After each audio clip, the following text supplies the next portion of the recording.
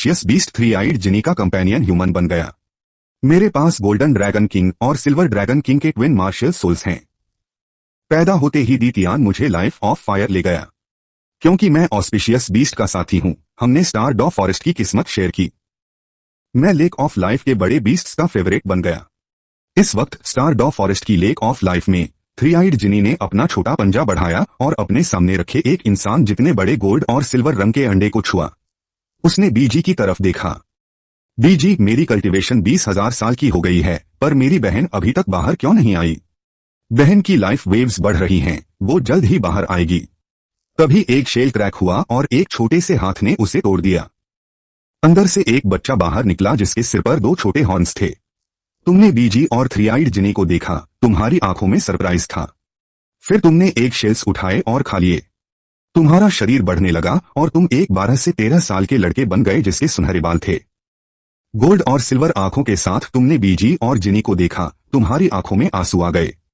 10,000 साल बाद तुम अंडे से बाहर आए। कौन सा ट्रैवलर अंडे में पैदा होता है? पर अब सब खत्म हो गया। तुम्हें पता था ये डॉलुओ कॉन्टिनेंट है और तुम एक ऑस्पिशियस बीस्ट हो। डॉलुओ कॉन्टिनेंट अच्छी जगह है, लड़कियां सुंदर हैं, तुम मुस्कुराए। जिनी रोने लगी, बहन भाई बन गई, तुम्हारी स्माइल गायब हो गई। तुमने उसे हग किया और उसके सिर को सहलाया। मैं भाई नहीं, मैं तुम्हारा बड़ा भाई हूं। बीजी ने तुम्हारे अंदर से एक पावर महसूस की जो दी तियान से भी ज्यादा प्योर और बड़ी थी। बिल्कुल एक प्योर ड्रैगन की तरह। 600,000 साल की कल्टीवेशन के बाद भी बीजी को ब्लड लाइन प्रेशर फील हुआ। जिनी ने छूटकर कहा, बदतमीज, मैं तुम्हें मारूंगी। तुम चुप रहे क्योंकि तुम्हें नहीं पता था तुम क्या हो, इंसान या ड्रैगन। बीजी ने कहा, तुम्हारी पावर्स नेचुरल हैं, सोचो। उसने लेक ऑफ लाइफ के अंदर सिग्नल भेजा, दी तियान को आना होगा।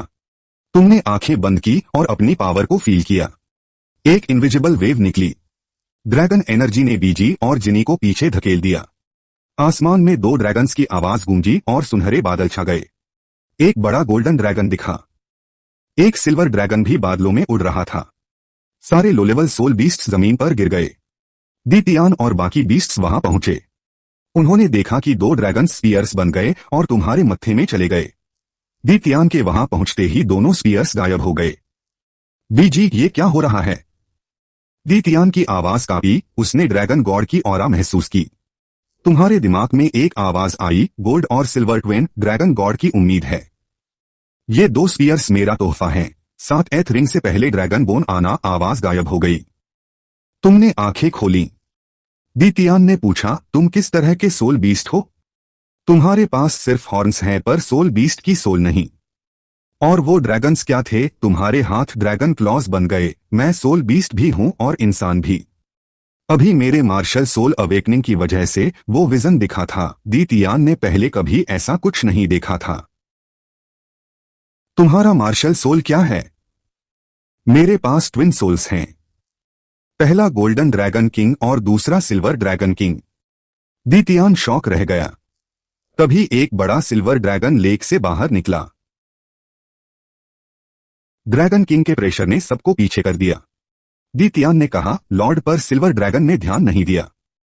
वो लेक के ऊपर था। एक पानी का गोला उसके आसपास आ गया। फिर एक सिल्वर बालों वाली लड़की बाहर आई, गुयुएना। वो बहुत सुंदर थी। तुम्हारा दिल तेज धड़कने लगा।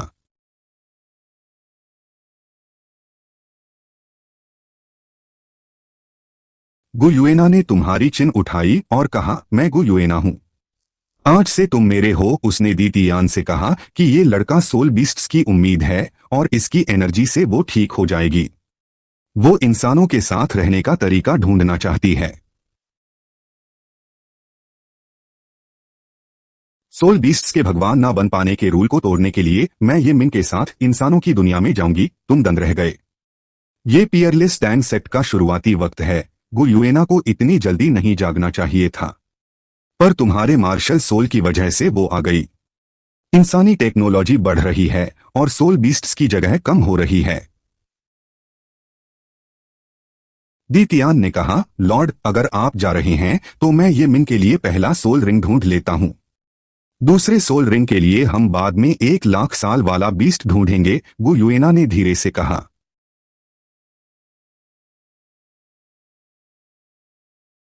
इसके लिए 2 ड्रैगन टाइप बीस्ट्स ढूंढो, ये लेवल 20 है। एक 10,000 साल का और एक 15,000 साल का। इसकी बॉडी स्ट्रांग है। और उस आइस सिल्कवर्म से बात करो, हम उसे भगवान बनने का मौका देंगे। उसे सोल सैक्रिफाइस करके पहला रिंग बनने को कहो। जब ये मिंग भगवान बन जाएगा वो उसे जिंदा कर देगा। अगर वो नहीं माना तो उसे मार दो, दी तियान ने कहा। ठीक है। दी तियान चला गया। तुम्हें बहुत अच्छा लगा। शुरुआत में ही 10,000 साल के ड्रैगन्स और 1 million year old ice silkworm. क्या यही स्पॉइट होने की फीलिंग है? मजा आ गया।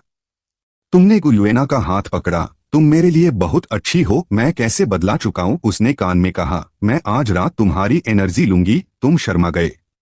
तभी जिनी तुम्हारी गोद में कूद गई।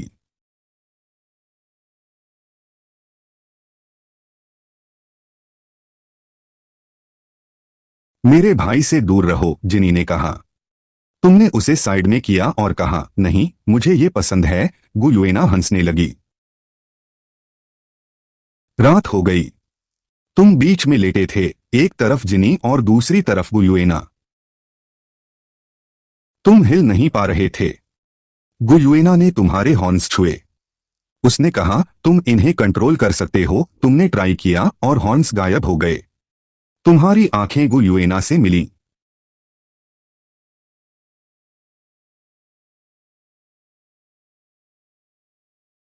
गुड नाइट यूएर, तुमने कहा। जिनी बोली, मुझे क्यों नहीं बोला? तुमने उसे भी विश किया। रात को तुम्हें कुछ अजीब लगा। सुबह तुमने देखा एक सुंदर लड़की को जो टैंग वुटोंग जैसी दिखती थी। जिनी ने अपना रूप बदल लिया था। पर उसने तो हो युहाओं की मेमोरीज शेयर नहीं की थी, फिर ये रूप क्यों?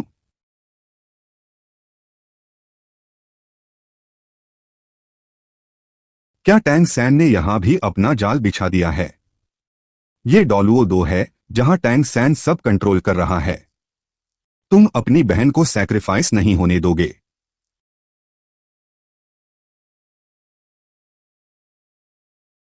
तुमने सोचा कि अगर टैंग वुटोंग उसकी कमजोरी है तो तुम उसे ही कंट्रोल करोगे। जिनी जाग गई और तुम्हारा हाथ चाटने लगी। तुमने कहा, बहन ऐसा मत करो, उसने कहा। मुझे एक इंसानी नाम दो, तुमने कहा। दी रुइक्यू। अगले दिन दी तियान ने 2 ड्रैगन्स ढूंढ लिए।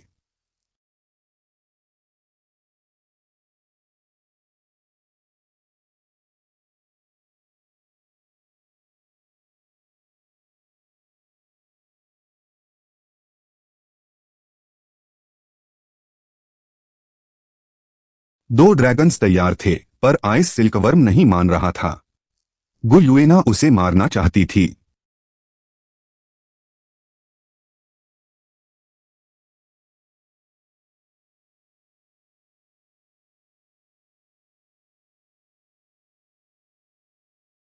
तुमने कहा, रुको मैं कोशिश करता हूं। तुम्हें पता था कि सोल सैक्रिफाइस तुम्हारे लिए ज्यादा अच्छा है। दी तियान तुम्हें तियानमिंग के पास ले गया।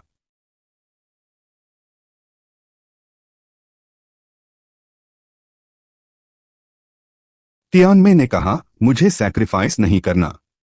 तुम लोगों ने मेरा बहुत एनर्जी लिया है, मैं कभी हाँ नहीं कहूंगा। तियानमिंग, मुझे तुम्हारे प्लान के बारे में पता है। तुम भागना चाहते हो और किसी इंसान के साथ भगवान बनना चाहते हो। तियानमिंग डर गया।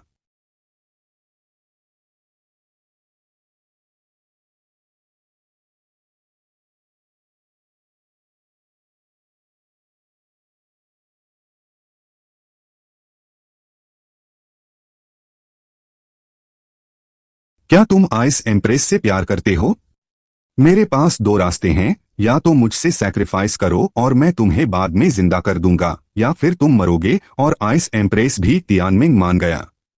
उसके शरीर से सुनहरी रोशनी निकली और सारी पावर तुम्हारे अंदर चली गई।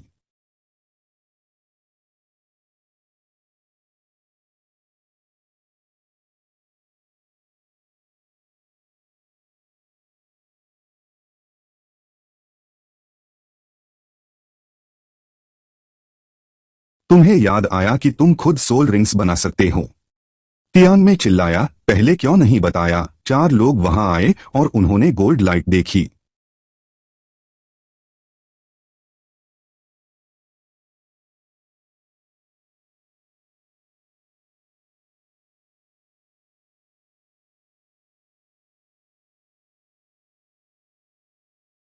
ये कोई ट्रेजर लग रहा है। चलो देखते हैं। पर जब वो वहां पहुंचे, लाइट गायब हो गई। वह आदमी गुस्से में बोला, उस दिशा में ढूंढते रहो, हमें वह कीमती खजाना चाहिए। अगर इसे कल्ट लीडर को दिया तो मेरी पोजीशन जरूर बढ़ जाएगी। जंगल के बाहर वो युवाओं ने व्हाइट टाइगर डैगर से मछली ग्रिल की। वाह क्या खुशबू है, एक प्यारी सी आवाज आई। वो युवाओं ने देखा कि एक लड़का और लड़की नदी के किनारे आ रहे हैं। लड़की दौड़कर उसके पास आई, छोटे भाई क्या तुम यह मछली बेचोगे? बहुत अच्छी खुशबू आ रही है। तुमने इसे कैसे बनाया? वो युवाओं उसका सुंदर चेहरा देखकर दंग रह गया और फिर शर्माते हुए बोला, मैं आप लोगों को खिला देता हूँ। जैसे ही उसने मछली दी, आसमान में एक सुनहरी रोशनी दिखी। युवाओं को लगा जैसे उसका कुछ छिन गया हो, पर वह खुद पर हंसा। उसके पास सबसे कीमती चीज बस वह व्हाइट टाइगर डैगर ही था। उसने उन दोनों को मछली दी और फिर से ग्रिल करने लगा। क्या तुमने स्काईड्रीम की आखिरी बात सुनी? तुम्हारी सोल पावर अभी 20 है, पर मेंटल पावर पूरी तरह बदल गई है। स्काईड्रीम ने तुम्हारे लिए एक मेंटल सी बनाया है जो बहुत विशाल है। तुम्हारी मेंटल पावर अब स्पिरिट सी रैलम तक पहुंच गई है। 4 नए सोल स्किल्स मिले हैं, ice God image, ice element control, mental barrier और फेट शॉक। इनका असर बहुत पावरफुल है। गुयुएना को यही चाहिए था। उसने आंखें खोली, सब उसे देख रहे थे। भाई तुम ठीक हो? उसने मुस्कुराते हुए कहा, शुक्रिया दीतियान, ये रिंग्स बहुत काम की हैं। दीतियान ने कहा, बाहर वाली ड्रैगन रिंग्स भी ले लो, पर उसने मना कर दिया। मैं खुद अपनी रिंग्स बना सकता हूँ। गुयुएना ने समझाया कि एम्परर ऑस्पिशियस बीस्ट्स अपनी सोल रिंग्स खुद बना सकते हैं। अगले 2 दिन उन्होंने अपनी रिंग्स बनाई। पहले दिन 13,000 साल की ब्लैक सोल रिंग मिली। दूसरे दिन 18,000 साल की ब्लैक रिंग मिली और सोल पावर 30 हो गई। तीसरे दिन 24,000 साल की ब्लैक सोल रिंग मिली और लेवल 31 हो गया। उसने सिल्वर ड्रैगन वाली रिंग्स अभी नहीं बनाई। फिर वो सब लाइफ लेक से निकल गए। चीवांग उन्हें छोड़ने आया। गुयुएना ने उसे वापस भेज दिया। इंसानों की दुनिया में जाने का समय आ गया है। हमें कहाँ जाना चाहिए? उसने कहा, श्रेक एकेडमी चलते हैं। बाकी साम्राज्य इतने खास नहीं थे। उसे तांग वुतोंग पर नजर रखनी थी ताकि तांग सान की साजिशों से बचा जा सके। जैसे ही वो जंगल से निकले, आसमान में एक काली परछाई दिखी। इलेक्ट्रोलुक्स, तुम्हारा दिल धड़क उठा। गुयुएना ने महसूस किया कि वह ऑलमोस्ट गॉड लेवल की आत्मा थी। स्काईड्रीम के बिना भी इलेक्ट्रोलुक्स आ गया और उसने हुओ युहाओं को ही चुना। वे तीनों उसी तरफ बढ़ने लगे। वो युहाओं ने एक बबून को मार दिया था। व्हाइट सोल रिंग देखकर वह बहुत खुश था। माँ देखो, मैं सोल मास्टर बनने वाला हूँ। मैं आपका बदला जरूर लूंगा। तभी इलेक्ट्रोलुक्स उसकी बॉडी में चला गया और वह बेहोश हो गया। तभी 4 इविल सोल मास्टर्स वहां आ पहुंचे। उन्होंने युहाओं को देखा। इस लड़के में बहुत इविल एनर्जी है। यह एक परफेक्ट इविल सोल मास्टर बन सकता है। उन्होंने उसे ले जाने का सोचा। तभी बेबे ने थंडर ड्रैगन क्लॉ से हमला किया। इविल सोल मास्टर ने अपना बचाव किया। बेबे और तांगया को देखकर वे हंसे। इनकी सोल्स भी ले लो, बेबे ने कहा। युहाओं को छोड़ दो, हमारे टीचर्स पास ही हैं। अल्तार मास्टर ने 7 सोल रिंग्स दिखाई और बेबे और तांगया को एक ही बार में उड़ा दिया। वे दोनों बुरी तरह घायल हो गए। बेबे ने हिम्मत नहीं हारी और तांगया के सामने खड़ा हो गया। मास्टर ने आदेश दिया, इन दोनों की जान ले लो। तभी तुम अपनी टीम के साथ आए। रुक जाओ, तुम सब घिर चुके हो। उसे छोड़ दो वरना अंजाम बुरा होगा। तुमने अपनी 3 रिंग्स दिखाई। हाँ, तुम हमें घेरोगे? अभी तो बच्चे हो और हीरो बन रहे हो। हमें 3 और सोल्स मिल गईं। बेबे चिल्लाया, भाई तुम भाग जाओ और एकेडमी से मदद लाओ। मास्टर ने कहा, जल्दी करो, श्रेक वाले आने से पहले निकलना है। जैसे ही उसने लड़कियों को धमकी दी, तुमने अपनी 3 काली सोल रिंग्स दिखाई। वे सब दंग रह गए। पहली सोल रिंग ही 10,000 साल की। तुमने अपने स्किल्स एक्टिवेट किए, गोल्ड ड्रैगन स्ट्रेंथ और गोल्ड ड्रैगन शैडो। वे सब देखते ही रह गए। एक मुक्के में गोल्ड ड्रैगन निकला और इविल सोल मास्टर के चिथड़े उड़ गए। तुम्हारी ताकत देखकर सब सन्न थे। तुमने अपनी पावर महसूस की। बेबे के पास शब्द नहीं थे। उसने ऐसा नजारा पहले कभी नहीं देखा था। अल्तार मास्टर युहाओं को लेकर जंगल में भाग गया। बेबे चिल्लाया, भाई प्लीज युहाओं को बचाओ। तुमने जानबूझकर उसे जाने दिया क्योंकि तुम चाहते थे कि युहाओ तांग सान के जाल में न फंसकर इविल कल्ट में जाए। तुमने बस पकड़ने का नाटक किया। बाकी दोनों इविल मास्टर्स ने खुद को ब्लास्ट करने की कोशिश की ताकि तुम्हें रोक सकें। बेबे चिल्लाया, ये फटने वाले हैं, बचो, 2 सोल किंग्स का ब्लास्ट सब कुछ तबाह कर सकता था। तुमने उन्हें फटने से पहले ही मार गिराया।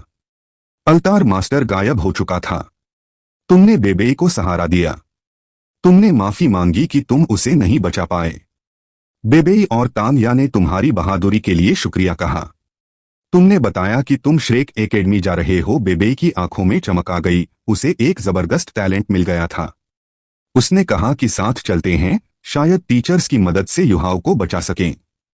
तांगया तुम्हारी टीम के टैलेंट से बहुत इम्प्रेस थी।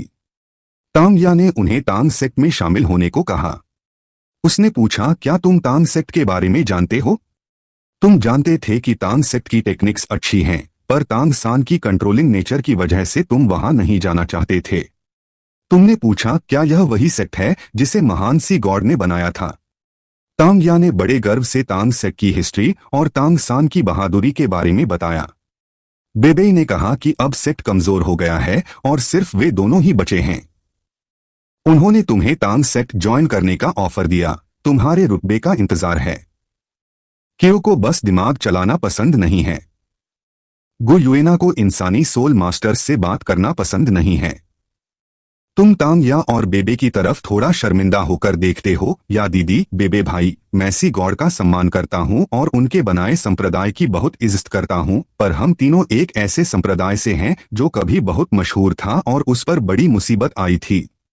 अब हम सिर्फ 3 ही बचे हैं और मैंने कसम खाई थी कि मैं अपने संप्रदाय को फिर से महान बनाऊंगा, इसलिए हम तांग संप्रदाय में शामिल नहीं हो सकते। तांगया को अफसोस तो हुआ, पर वो तुम्हारी बात समझ पा रही थी। उसने मुस्कुराकर कहा, कोई बात नहीं, उम्मीद है कि हम सबको वो मिले जो हम चाहते हैं। तुमने भी मुस्कुराकर हामी भरी। स्टार डू जंगल का ज्यादातर हिस्सा स्टार लो साम्राज्य में है और थोड़ा सा हिस्सा हेवन स्पिरिट साम्राज्य में। श्रेक एकेडमी स्टार डू जंगल के उत्तर पश्चिम में है और वहां से ज्यादा दूर नहीं है।